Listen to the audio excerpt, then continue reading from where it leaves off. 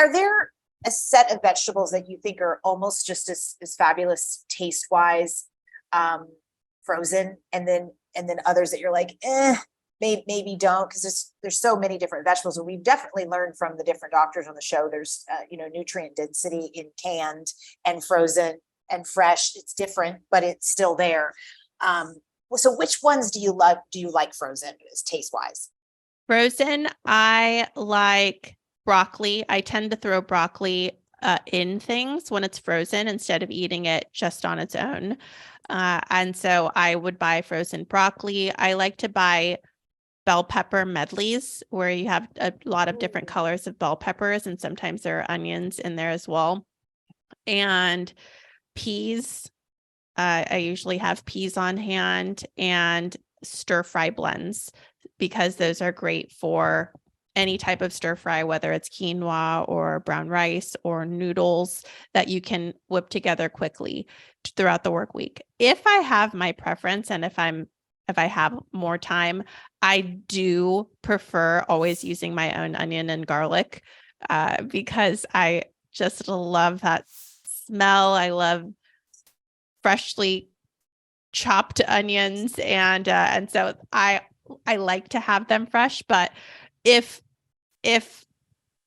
it's a barrier between not eating the produce at home and going to Chipotle, then I highly recommend having a well-stocked freezer so that you can not have to worry about the washing and the chopping, and just simply toss it in there as is. And for onions, I used to just get whatever onion, but now it seems to me that like a sweet onion to chop with garlic to make stir fries and stuff like that, and then like red onion, I like it like raw on top of a bagel or something. And when I stir fry, it's a very different flavor than a sweet onion or a yellow onion. So what onions for stir frying and which ones for raw? I usually am always looking for what the best deal is. My husband believes that there are more health properties in red onions, and so he tends to go for ingredients that are going to be the best nutritional bang for his buck. And for me, I'm looking to save my buck, and just find the best deals.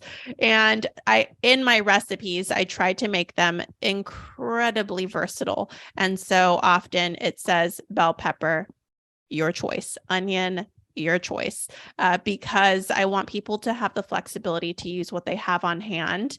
And I want to give people the permission to play with their food and use what they have. And I know that for me, when I was learning how to cook and didn't have the experience of what goes well together and what you can swap in and out, I sometimes made mistakes and had to scrap the dish because I made the mistake. So in my good to know.